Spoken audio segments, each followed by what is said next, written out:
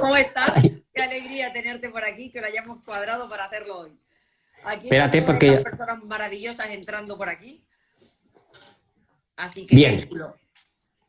¿Todo bien? bien.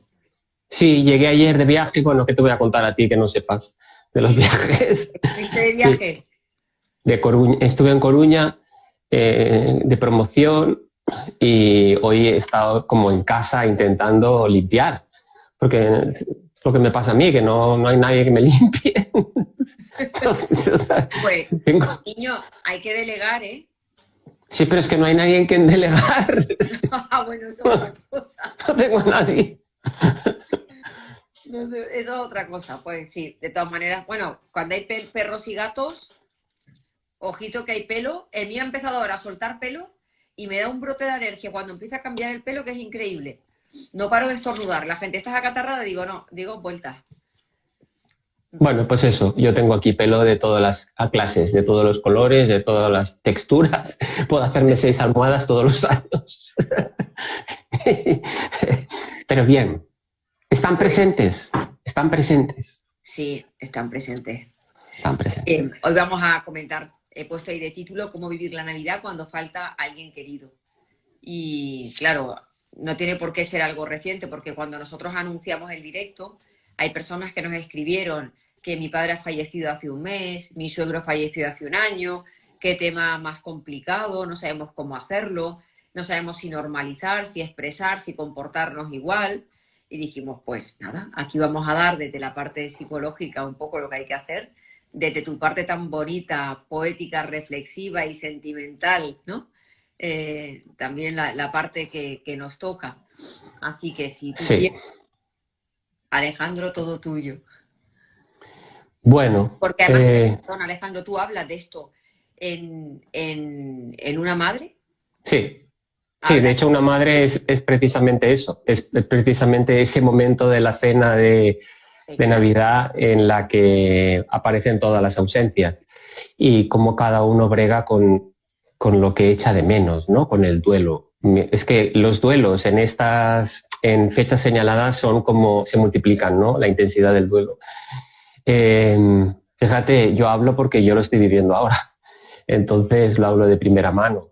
Y hay una cosa que yo quiero decir y que he entendido y me he encontrado con esa realidad que yo desconocía. Y es que hay muchas personas mayores quiero decir adultos, que viven el duelo con vergüenza.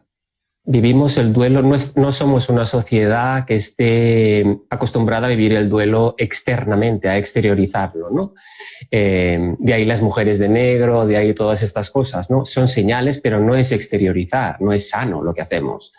Es como una marca, ¿no? El negro es una marca, pero no es exteriorizar, no es trabajar eso. Yeah. Eh, yo, ¿Tú no eh, crees que el negro es de cara a la galería, que es como vivimos total, es muchas veces a lo que largo del año?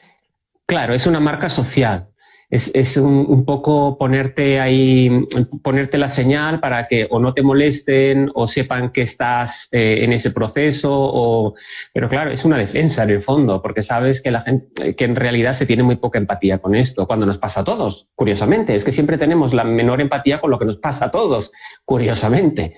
Eh, Alejandro, perdón un momento, me dicen que desactive los comentarios porque no te ven. Entonces los desactivo, ahora te ah, ven en todo su esplendor y luego cuando, cuando quieran hacernos preguntas los vuelvo a activar. vale. Eh, A ver, yo ayer me pasó, viví como una ansiedad horrible precisamente por la Navidad. La viví porque volvía de viaje y yo cuando vuelvo de viaje, cuando volvía de viaje, mi madre vivía, yo siempre iba a su casa y después descansaba en su casa y después venía a la mía. Pero siempre había ese paso medio, ¿no? Que era un poco, ¿Cuál? bueno, voy a volver a mi soledad, pero primero paso por casa de mi madre, nos peleamos un rato y después ya estoy peleado, ya me voy a casa.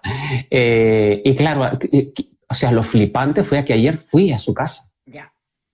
Fui, no me di cuenta, hace 1 año y medio que ha muerto y fui a su casa y cuando estaba llegando pensé, ¡ah! pero sí, ¿qué haces si no está? No, no, no tienes, no, ¿qué haces? Te entiendo Y perfectamente. es terrible, porque además paré el coche y lloré. Ya. O sea, me entró como un ataque de pena horrible. Y luego pensé, es fuerte porque eso, los adultos parece que cuando se te muere una madre o un padre o alguien muy mayor, los demás lo ven como, bueno, qué pena, Es pero es algo normal. natural. Hay Claro, ley de porque vida. claro, ya le tocaba, etcétera. Pero claro, lo que no entendemos es que cuanto mayores son, más tiempo hemos pasado con ellos, con lo cual más duro es el duelo porque más dura es la ausencia.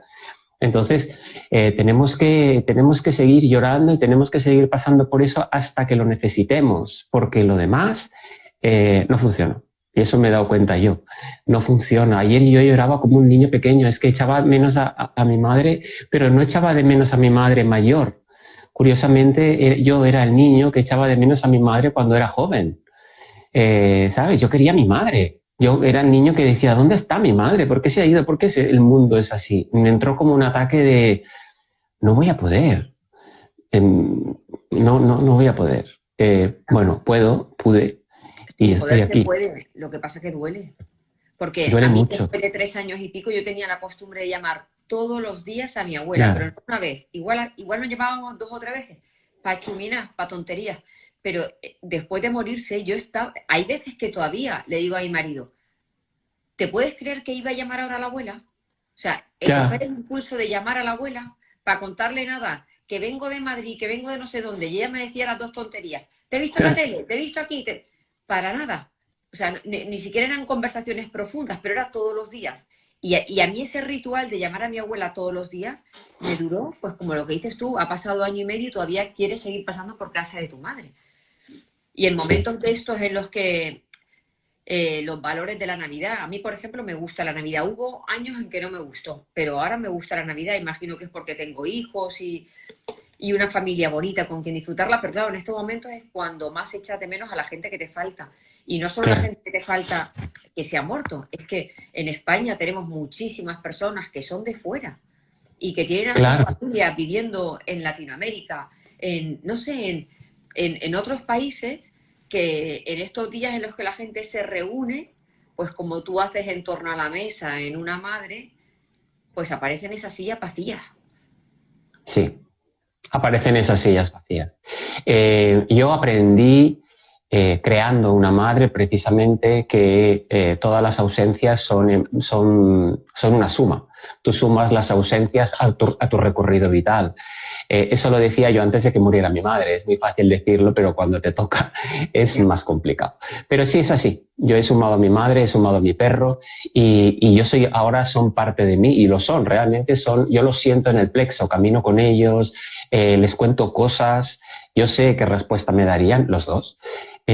Con lo cual mi vida es más plena en ese sentido, porque tengo voces incorporadas que siempre me hacen bien, nunca me hacen mal. Eso es maravilloso, ¿no? Cuando tienes esas muertes, que es gente a la que quieres tanto y que y encima has tenido la suerte de que es gente tan buena, siempre te suman y siempre te dan respuestas que tú crees que son respuestas tuyas y son respuestas tuyas, pero pasando por el filtro de el recuerdo que tienes de ellas, porque tú sabes lo que te responderían en todo momento. Yo me Sí. peleo con mi madre y ella no está, pero yo sé lo que me diría, con lo cual me puedo pelear muy bien.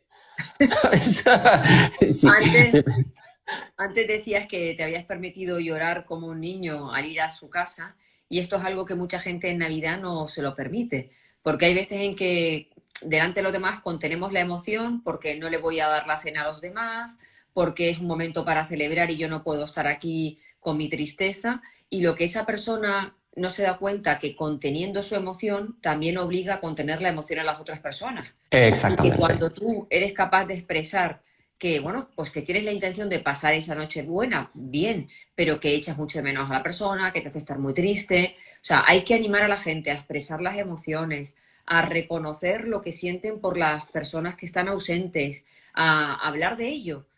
Porque tú crees que estás haciendo un favor a las otras personas y con tu contención también estás obligando a los otros a contenerse. O sea, no se trata de montar un drama y que solo se hable de la persona que falta, porque también con ello dejamos de disfrutar de las que están presentes, pero sí tener la naturalidad y validar lo que son nuestras emociones y reconocer cómo nos sentimos y hablar de recuerdos.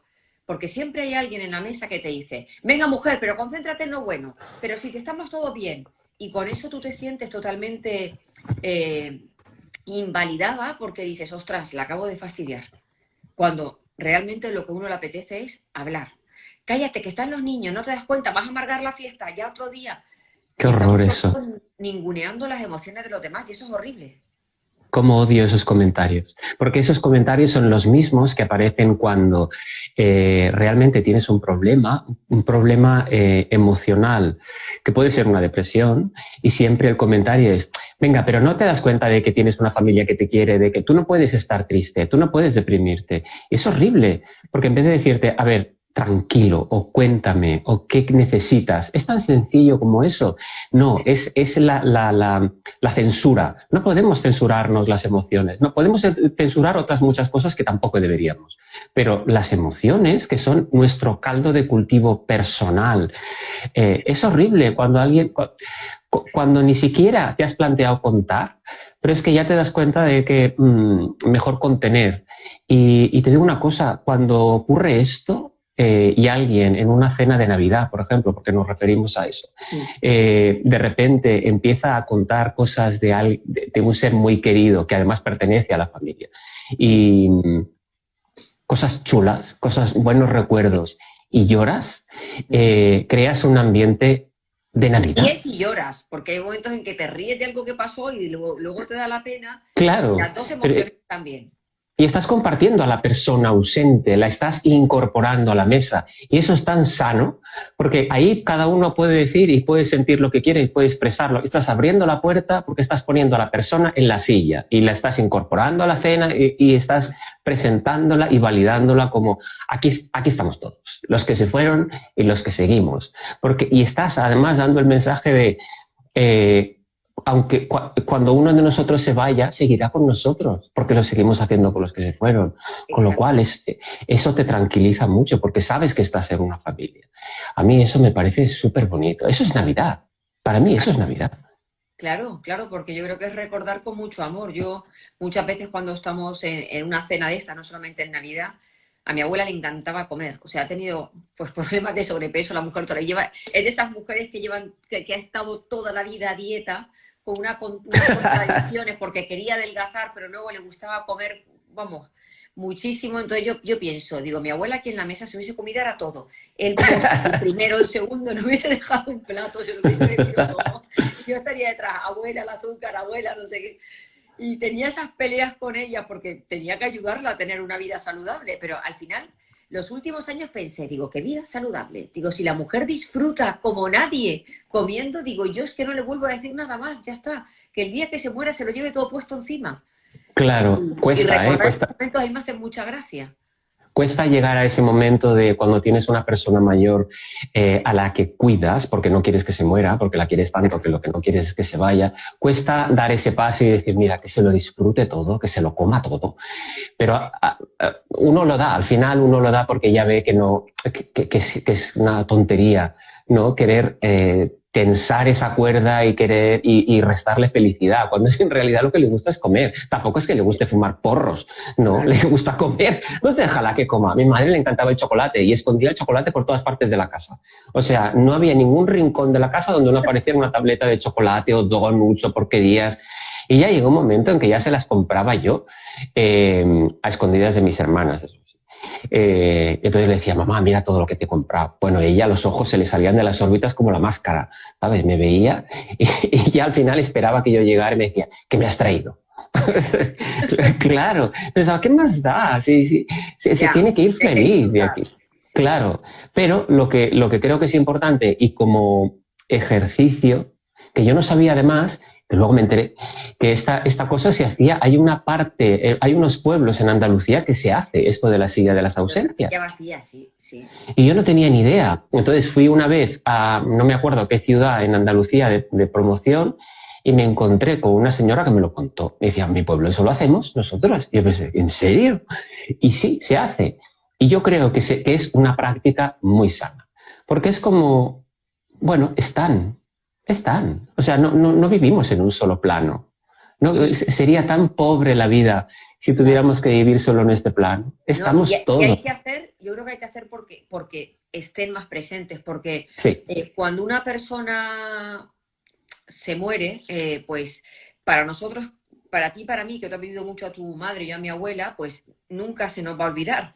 Pero yo creo que a mis hijos, que solamente la han disfrutado 20 años o 15 años, pues igual dentro de 30 la recuerdan poco. Entonces yo creo que estos días de Navidad, un ejercicio que también podemos hacer, en estos días de Navidad que nos reunimos con la familia, igual podemos comprar un libro de estos, un álbum de estos de fotos antiguos en los que tú pegabas las fotos en papel y hacer un álbum de esa persona, de los momentos que hemos vivido con ella, de frases que nos han recordado, de cosas que nos hicieron gracia, de, por ejemplo, estas anécdotas de mi abuela comía hasta reventar y luego estaba 2 semanas a dieta y se frustraba, porque cuando mis hijos sean mayores, claro, cuando mis hijos sean mayores y quieran hablarles de su bisabuela, porque han tenido una relación muy bonita con ella, a sus hijos ya no sabrán qué cosas contarle. Entonces, tener estos álbumes para recordar me parece que es precioso. Y en estos días, que para mí invita, ¿no? Porque estamos más tiempo en casa, porque hace frío y no sí. salimos, porque jugamos a las cartas, pues coger ese álbum, recortar fotos, que ahora en el móvil tenemos 500.000 fotos, las imprimimos, lo hacemos en familia y hacemos un álbum de la abuela para que se mantenga el recuerdo,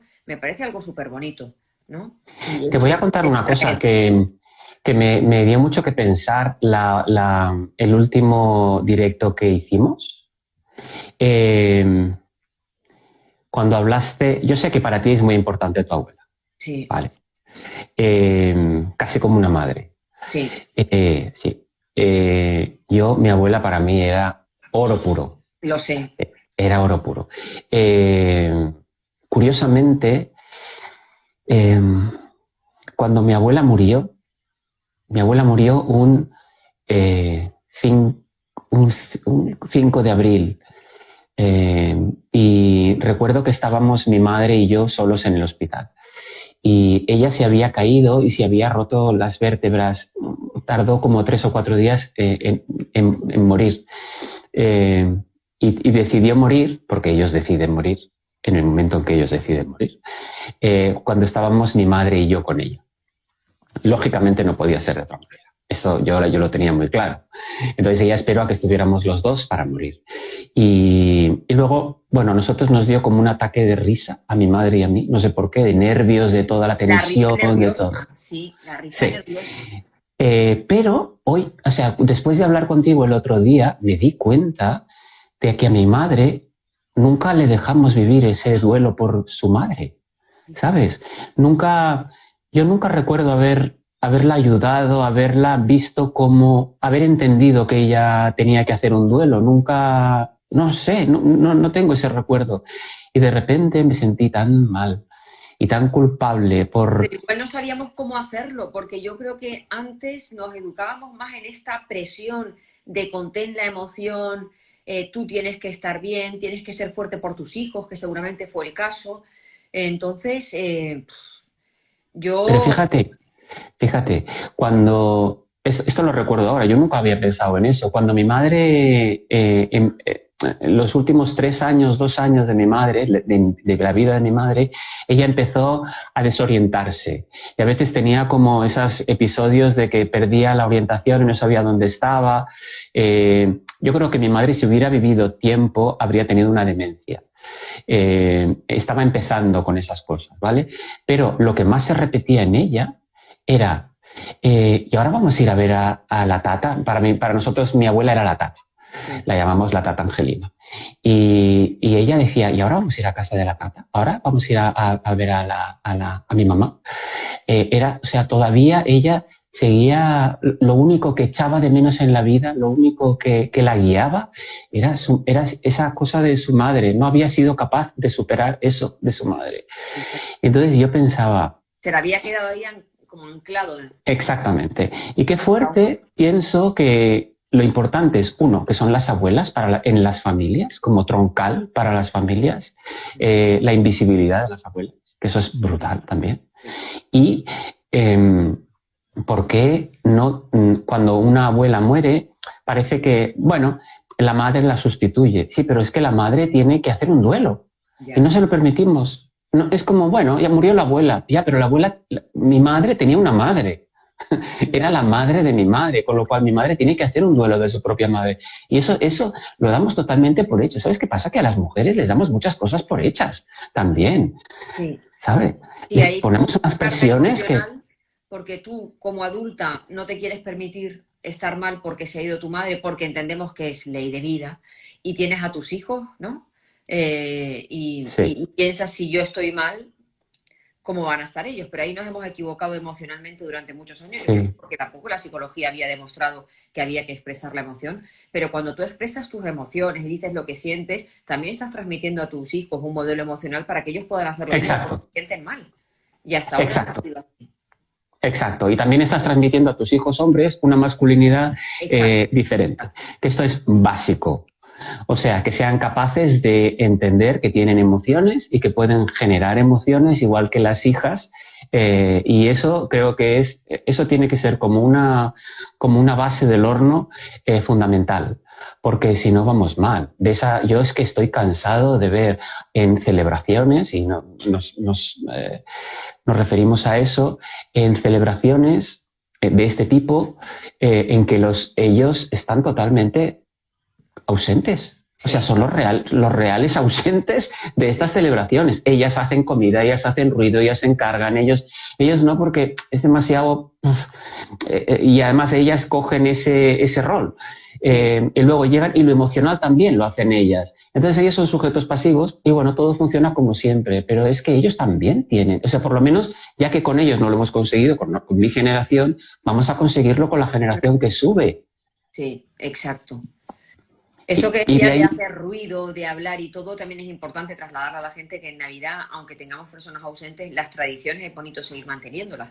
Que igual si tú eres la persona más afectada por esa ausencia, porque igual eres la hija o la pareja o la madre que puede haber perdido a un hijo, tiene que haber alguien que en ese momento te sustituya y que se sigan manteniendo tradiciones, porque hay familias que, bueno, alguna persona me ha escrito y ha dicho, es que llevamos 2 años sin celebrar la Navidad y sin hacer las ya, cosas que hacíamos antes. Y eso es muy triste para todos los demás, porque es tener un recuerdo negativo de la persona que se ha ido.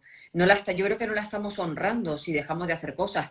Si la persona pudiera elegir cómo tienen que vivir la Navidad las personas que se han quedado, yo creo que desde el amor elegiría que lo pasaran bien, que disfrutaran, que compartiesen una mesa, ¿no? Que celebraran la Navidad. O sea, la persona que se ha ido no desea que tú dejes de reunir a la familia no. y que dejes de tener esas tradiciones, ¿no? Entonces yo creo que hay que seguir manteniendo las tradiciones de la familia, en las que igual vamos a llorar, pues lloramos, igual esta vez no vamos a tocar la zambomba, o sí, pero vamos a seguir manteniendo esas tradiciones que, bueno, pues que unen a las personas que están aquí presentes.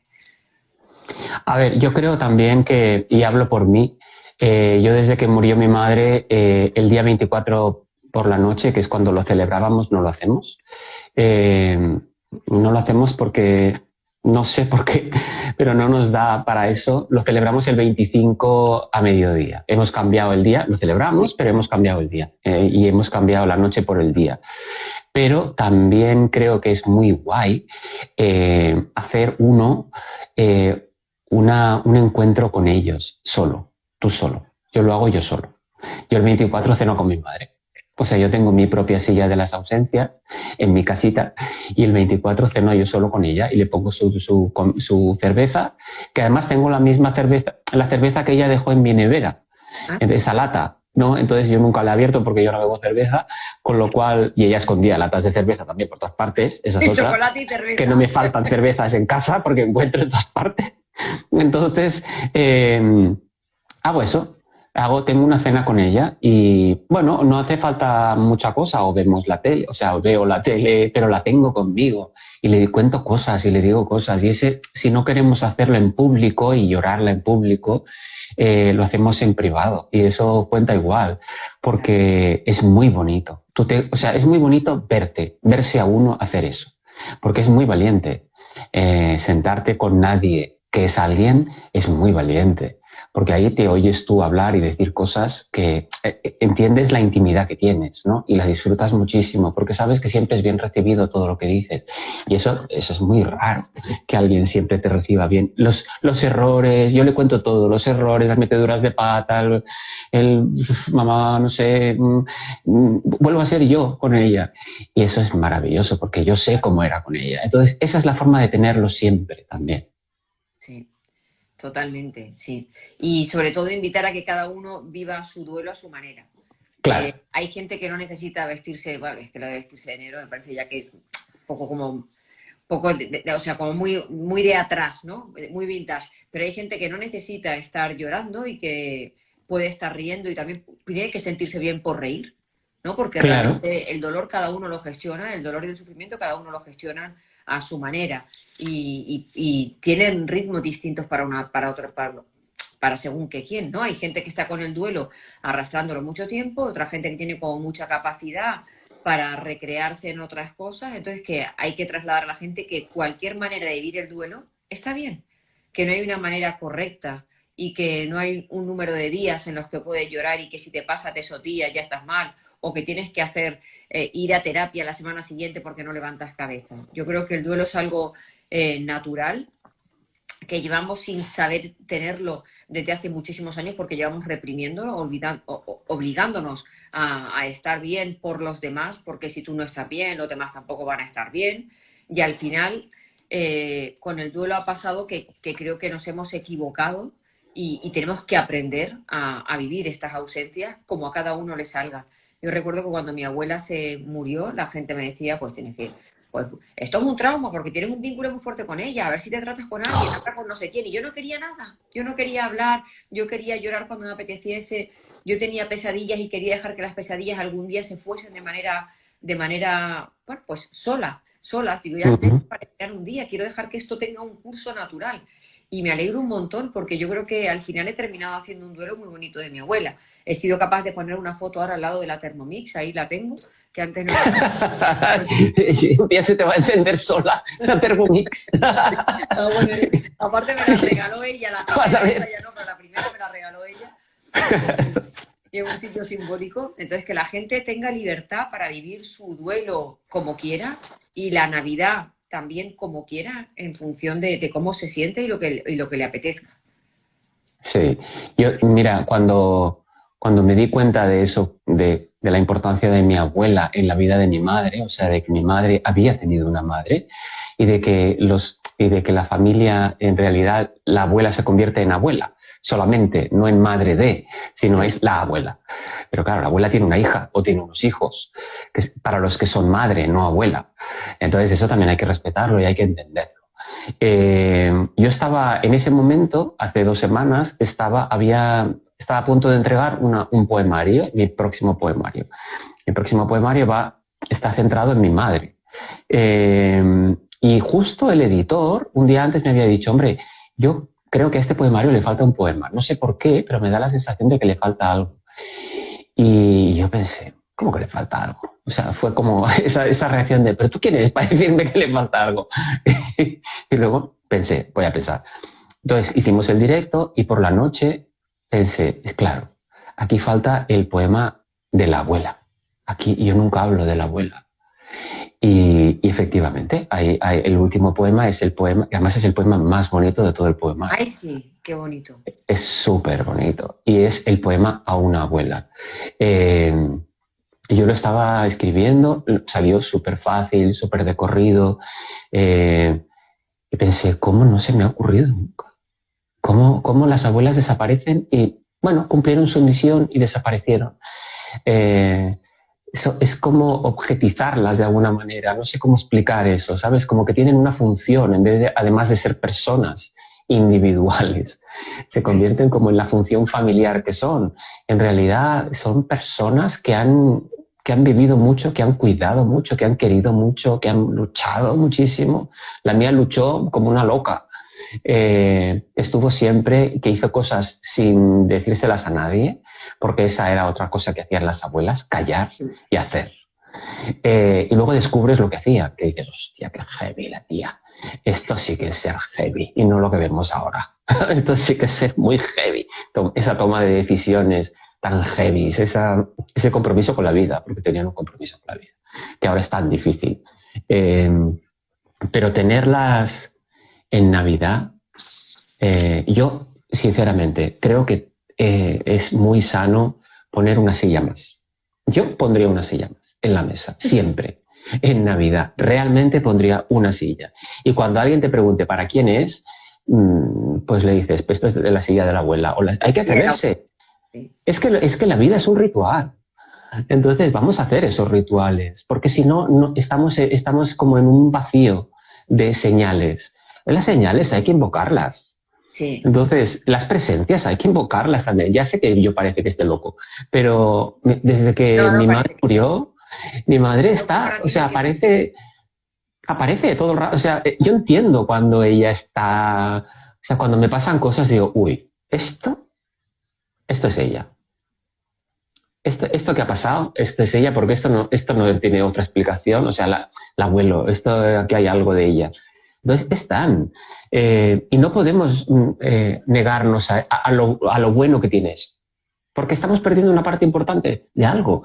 Entonces todo lo bueno hay que aprovecharlo, creo yo, porque a veces no hay mucho. A veces no hay mucho. Entonces lo poco bueno no podemos darnos el lujo de desaprovecharlo. Al revés, incorpóralo a tu vida. Sí, y yo creo que además cuando en esas cenas o las comidas ponemos esa silla y hablamos de la persona que no está y alimentamos un poco su vida y los buenos momentos, estamos fomentando la huella que esa persona tiene que dejar en la familia. Porque no puede ser que alguien muera y desaparezca Claro. y no hablemos de la persona como si nunca hubiera existido. Es que la persona ha formado parte de nuestra vida 50 años, en el caso de la mía, o 40 y tantos. Entonces, tiene que seguir presente y la tenemos que alimentar. Y cuando los niños hacen preguntas, las tenemos que contestar, que hay veces que los niños hacen preguntas con toda su inocencia y naturalidad y no les contestamos porque no sabemos cómo la van a encajar. Y los pequeños tienen mucha capacidad de resiliencia y tienen mucha voz tremendo. Entonces, se adaptan mucho mejor que nosotros a todo. Entonces, contestemos también a esas preguntas de los niños, demos la información, hablemos de las personas que faltan y hablemos sobre todo de las cosas bonitas, porque todas las personas en esta vida nos hemos equivocado, hemos cometido errores y lo hemos hecho bien y mal con las personas. O sea, no es el momento de sacar, cuando la gente se muere, bien que se habla todo el mundo, pero tú recuerdas, no es el momento de sacar nada negativo de esa persona. O sea, es el momento de resaltar todo el bien que nos dejó y la huella bonita que nos ha dejado. Que hay veces Sí. que también se empieza a hablar de una forma que para mí es una falta de respeto, porque además la persona ya no está para defenderse, claro, o para contraargumentar. No se le va a decir, oye, que yo lo viví eso de otra manera, que sigues equivocado en ese conflicto que tuvimos, ¿no? Esa persona ya no puede hablar. Entonces, dejemos ahí un recuerdo bonito de la persona que estuvo tanto tiempo con nosotros. ¿Sabes qué pasa? Que también hay algo que yo he aprendido con el duelo, con la muerte de mi madre. Y es que nosotros somos 3 hermanos, mis hermanas y yo. Cada uno expresa de una manera, pero todos expresamos. No hay ninguno que no exprese. Esa suerte tenemos. Lo que pasa es que en mi caso yo entendí y he aprendido algo. Y es que cuando alguien tan importante para ti se muere y se crea esa orfandad, porque en el fondo es la orfandad, que es lo más terrible que hay en el mundo, tú crees, o sea, yo en mi cabeza, yo no entiendo, mi cabeza no entiende que no esté, ¿sabes? Mi cabeza no entiende que cómo es posible que haya estado y que ya no esté. No lo entiende. Por eso de repente... Eso es un clic que aparece más tarde. A mí me pasó durante mucho tiempo. Lo sé, pero mientras no aparece, nadie te dice que eso es normal o habitual, por decirlo de alguna manera. Nadie te lo dice. Entonces tú estás constantemente luchando contra eso y piensas, ¿por qué no? Mi cabeza no entiende que no esté. ¿Cómo es posible que no estés aquí? ¿Cómo es posible que físicamente no estés? ¿Por qué nadie me dijo que iba a ser así? ¿Por qué nadie te avisa de que esto es...? ¿Y sabes lo que pasa? Que como tú no lo entiendes y crees que que es algo que solo vives tú, no lo dices. En el duelo lo que ocurre es que tú no hablas de eso porque crees que no te van a entender. Como pasa con muchas cosas, ¿no? Tú piensas, es que no me van a entender, van a pensar que estoy chalado, van a pensar que vivo la cosa mal, van a pensar, es que esta es otra cosa del van a pensar. Y pasa. Y lo que crees es que no van a entender, por mucho que tú expreses, nadie va a entender cuál es la intensidad de tu dolor. Y luego, cuando hablas, te das cuenta de que hay mucha gente que lo entiende porque lo ha vivido. Somos todos muy parecidos. Porque todos somos muy parecidos. Pero de nuevo, como nos educan en eso de que somos todos muy diferentes, pues claro, así vamos, que tenemos que remar siempre contracorriente. Y todos los procesos, como los duelos, como las separaciones, todas estas cosas que cuestan tanto, las vivimos muchísimo peor porque creemos que nadie nos va a entender, que somos los únicos en el mundo que están pasando por eso. Y no es así. Sí. Todos pasamos por eso igual. Sí, exacto. Sí, y fíjate que es tan fácil porque, bueno, pues cuando, por ejemplo, mi hija, cuando ha pasado por un mal momento y la ha visto mal, yo hay muchas veces en que solo le he dicho, me siento por un lado impotente porque no sé cómo ayudar, porque no hay nada que hacer en esta situación, pero solo tengo ganas de abrazarte y dejar que llores a mi lado. Digo, es que es normal que te sientas así, aunque nadie pueda en este momento decirte nada, ni ayudarte ni darte una solución. Pero el hecho de estar ahí, reconocer la persona cómo se siente y decir, es que es normal que esto te duela tanto, porque luego, claro, pues, también depende de la sensibilidad de cada persona. Hay gente que es muy dura y enseguida se puede venir arriba y otra gente que es mucho más sensible y las cosas le duelen más. Y sí, hay que estar para acompañar, que ya está. A veces no podemos salvar a la persona, pero sí podemos salvar el momento con esa compañía que hacemos, reconociendo que, bueno, pues que es normal que uno se sienta así. Claro, es que, ¿sabes qué? Es que nos avergüenza doler. Esto es terrible. Sí. Nos avergüenza doler porque nos hace débiles y nos muestra débiles delante del mundo y delante de nosotros. Y eso es algo que mucha gente no soporta, ese espejo de verse débil delante del espejo.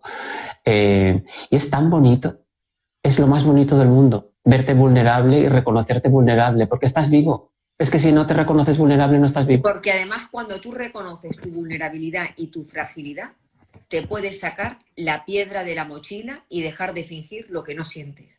Claro. Y eso es muy chulo, pero con todo, o sea, es decir, sí, soy así, soy frágil, soy vulnerable, y entonces ya no tengo que estar justificándome, ni fingiendo, ni defendiéndome, ni nada por el estilo. Es como el momento en que tú te aceptas tal y como eres, con esta parte de uno mismo, de la fragilidad o de cualquier otra, es que te quitas, para mí, el peso de la mochila. Mira, yo te voy a contar una cosa que fliparás.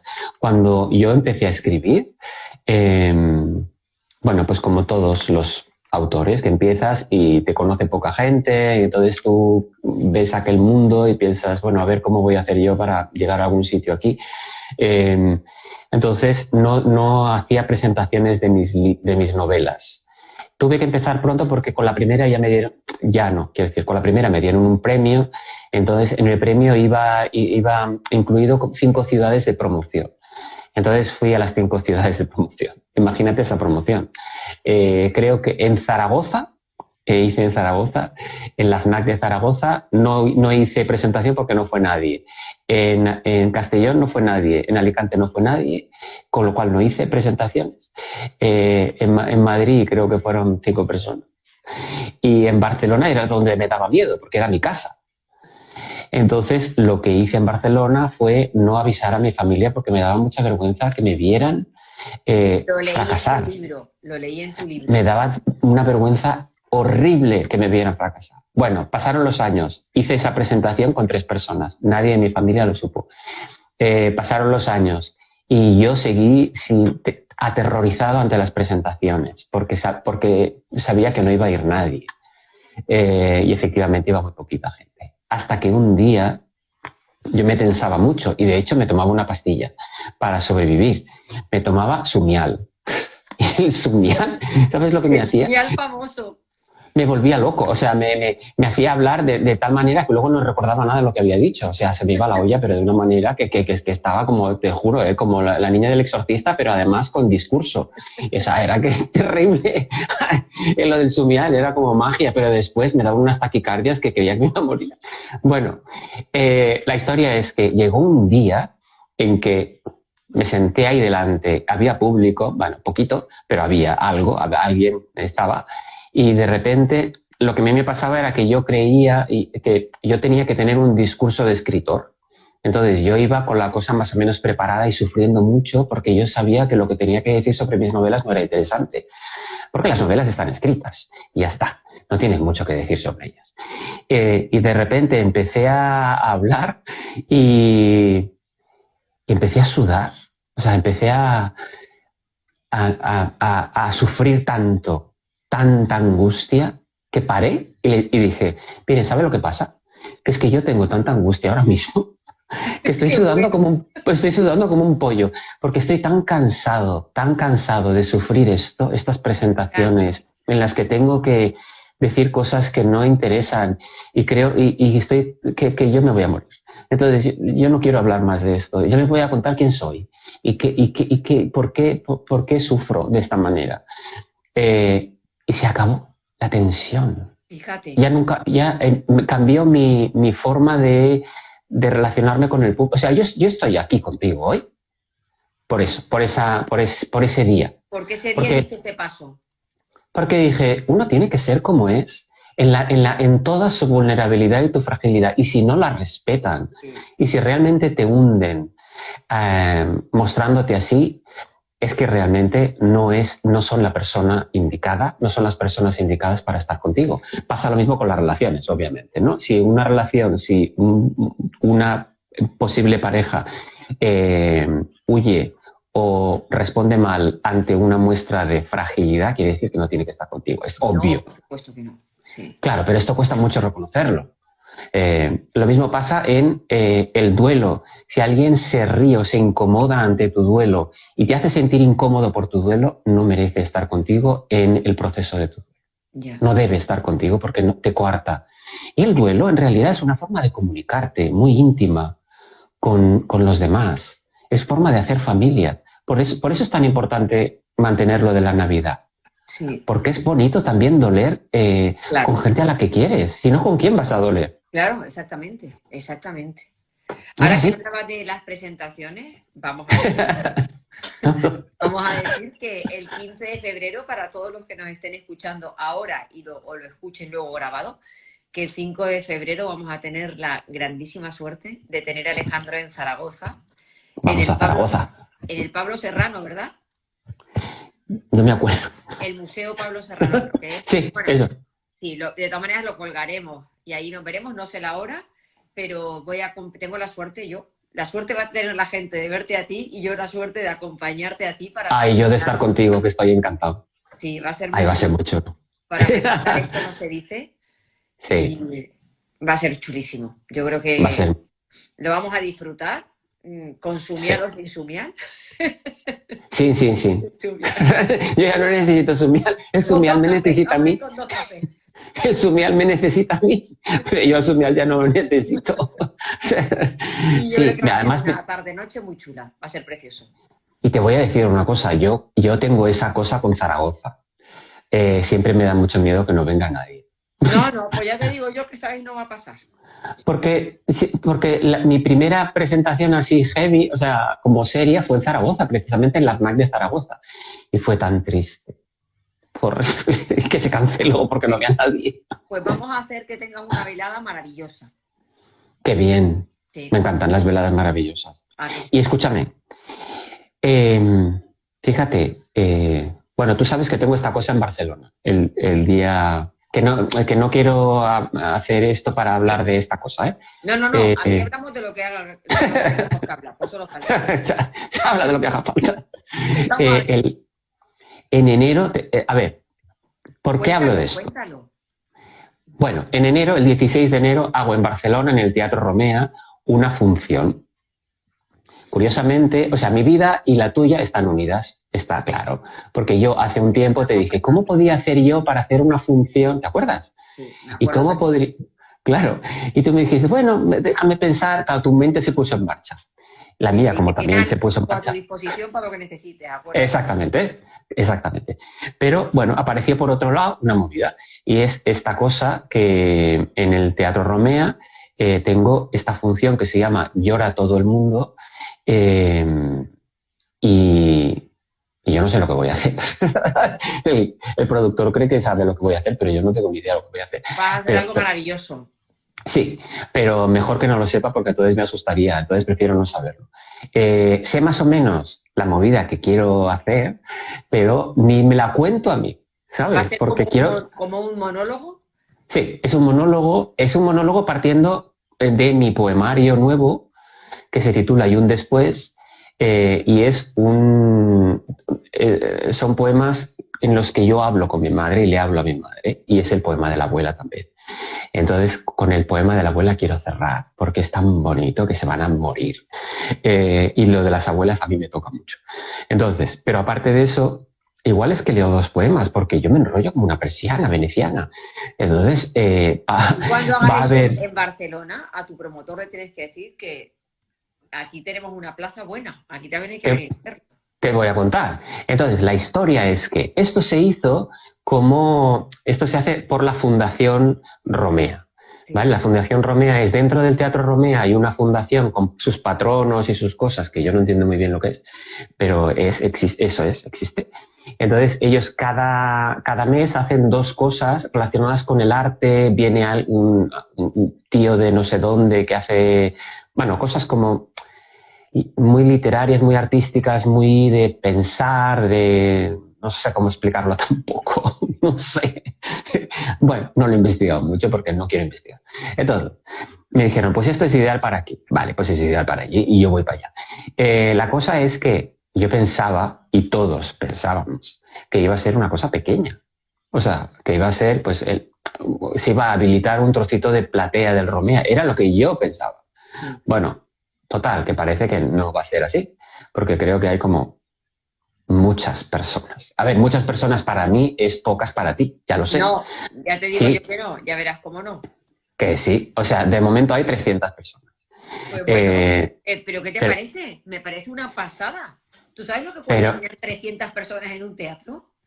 Que hay gente que lleva toda la vida dedicándose al teatro y no llena a 300 personas. Me parece ya, una pasada, Alejandro. No, es muchísima gente. Pero sí, de todas maneras, yo creo que a nosotros que estamos encima del escenario, la cantidad de gente que esté ahí no nos tiene que importar. Y es lo que la sé, gente que está viene porque te quiere escuchar, porque le vas a transmitir algo, porque vas a tocar la vida de esas personas. Y da igual que estén 100 o que estén 200 o 300, porque tú a la gente que va le vas a tocar la fibra y se va a lo llevar sé. algo de ti. Y eso es lo más bonito del mundo. Y cuando tú estás ahí arriba vas a conectar, da igual el público, la cantidad de público que esté, porque lo importante es conectar con la gente que haya ido a Lo verte. sé, Y va a ser lo algo sé. bonito. Y aquí te La esperamos cosa es para eso que, también. la cosa es que, tú dices eso de ir a Zaragoza. Bueno, pues yo hablo con el productor el otro día y me dice, porque esto era como un poco al principio fue así y después me dijo, bueno, vamos a ver cómo sale, porque si me gusta, pues la productora lo vamos a distribuir, ¿sabes? Como productora de espectáculo. Y, o sea, que ya me veo yo con la maleta, ¿sabes? Ya me veo yo con el baúl, con el Ya, carromato.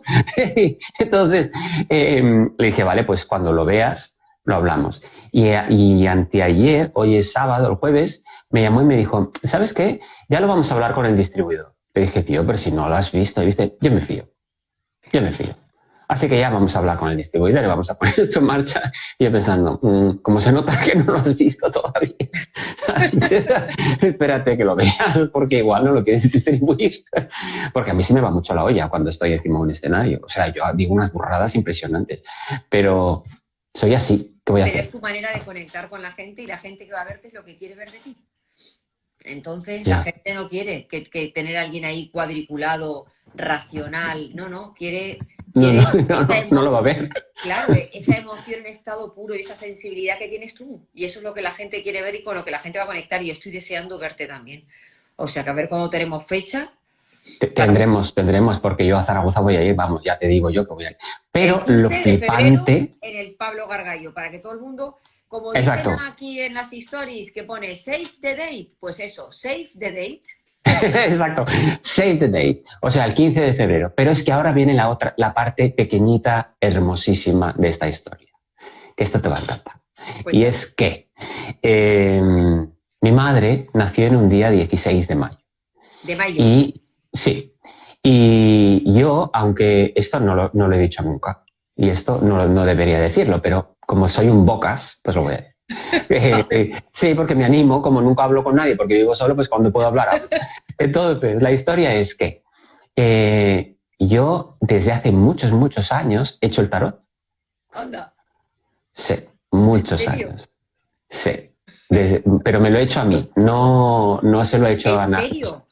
Sí, y lo entiendo muy bien. O sea, hay gente que, yo qué sé, que reza y yo sé perfectamente lo que hay. Además, no tengo duda. Mi diálogo con mi tarot es de muchos años. De eso tenemos que hablar un día, Imagínate, llevo 35 años con eso, ¿sabes? Lo hago muy poquito, pero porque sé que cuando lo hago me va a decir lo que es. Entonces, a veces no estoy muy preparado para eso. Vale. Y claro, ¿qué pasa? Que mi vida, mis números tienen relación con el tarot, con lo cual el número 16 para mí es un número que no me gusta nada porque es la torre. Entonces la torre en el tarot ya es todo lo inesperado que te pasa, es algo terrible, inesperado, ¿vale? Que te cambia de repente la vida. Entonces, ¿qué pasa? Que yo antes de un día 16 lo que hago es, horas antes, empiezo a repasar toda mi vida para invocar, pues eso, pienso, ¿qué me puede pasar? Pues que se me estropee el ordenador, que se me estropee el coche, que se me estropee, porque como ya lo he pensado, ya no va a pasar, ¿sabes? Pero siempre hay algo de lo que no me acuerdo y me pasa. Bueno, pero esto es aparte. El 16, con lo cual yo nunca viviría en un 16, nunca haría nada. Para mí el 16 es no hagas nada. Y resulta, claro, que cuando este hombre me da la fecha del estreno es el 16. Y digo, no puede ser. Le digo, no, tenemos que hacerlo otro día, no puede ser, porque el 16 no me va bien. Y me dijo, es que el único día que tengo es el 16. Entonces, vale. Total. Pues aquí estamos para romper torres. Escúchame, que es que entonces me meto en el coche, me subo en el coche y de repente paro en un semáforo y necesitaba un Kleenex. Abro la guantera y se me cae tiro de los Kleenex y debajo del Kleenex había una foto muy pequeñita de mi madre que se cae. Y pensé, o sea, que esto ha sido perpetrado por ti. Porque ella se reía mucho de esto de mi 16. Claro. Teníamos una coña siempre con lo del 16. Porque ella me decía, Alejandro, mañana es 16. ¿Qué puedo hacer y qué no? Y yo le decía, mamá, no lo sé, ya bastante tengo conmigo, como para encima de hacer aquí la lista contigo. Tú búscate la vida, yo qué sé. Entonces ella siempre se reía, a veces con mis hermanos. Decía, no le digáis esto, que mañana es 16. Ella era muy coñona y me decía esto. Entonces de repente me comunican esto y aparece ella y pensé, vale, el reto del 16. Tenemos un 16 bendecido. Sí, tenemos un 16 importante reto, que eso a mí no me puede gustar nada más que eso. Pero digo esto ¿por qué? Porque las ausencias están. Ellos están y ellas están, aunque no las veamos. Siguen estando. Es que hay muchas cosas que están, aunque no se vean, aunque nosotros no las veamos, están. Con lo cual hay que mantenerlo. Y hay que mantenerlo eso ahora. Porque ahora están más que nunca, porque nosotros nos da mucho miedo que no estén. Pues hay que enfrentar eso. No hay más. Las cosas hay que enfrentarlas. Totalmente. Bueno, Alejandro, para que se me quede colgado tiene que durar 1 hora. Así que vamos a decir rapidito en 1 minuto lo que nos falta por decir. Que tú y yo vamos a hacer un podcast. Vamos a hacer un podcast. Regular, regular. Sí, Pero que no es sí. un episodio, sino que vamos a enfrascarnos en un podcast. Sí, señora. Y que va a ser Vamos a hacer vamos una a hablar conexión de la vida y de todo. Vamos a hablar de lo que importa, vamos a hablar de lo que no se habla. Y decimos, porque además, ¿cómo se va a titular? a eso, dilo. Venga, tú. No, tú. Te va a titular Esto sí se dice, ¿verdad? Eso es. Esto sí se dice. Qué Porque chulo. vamos a hablar de todo. Y lo Vamos a a hablar con el corazón en la mano. Vamos a hablaros a vosotros y a vosotras para que forméis parte de esta familia. Tenéis una nueva familia que somos nosotros dos. Y aquí es un territorio seguro. Eso es lo que queremos conseguir con esto, que seamos un territorio seguro en la emoción. Aquí vale todo, se puede hablar de todo. Vamos a llorar, nos vamos a reír mucho, pero vamos a ser de verdad, sobre todo de verdad. Eso. Bueno. Querido, un beso. Nos vemos. Otro. Sí, nos vemos en nada y empezamos a planificar Nos vemos en el nada. primer episodio, que lo tenemos ya en mente. Totalmente. ¿Vale? Gracias Sí. a toda esta comunidad bonita que nos ha acompañado. Gracias a todos y a todas. Y que pasen buenos días. Y poned esa silla de las ausencias en vuestras mesas y quereros mucho. Eso. Adiós. Adiós. Chao.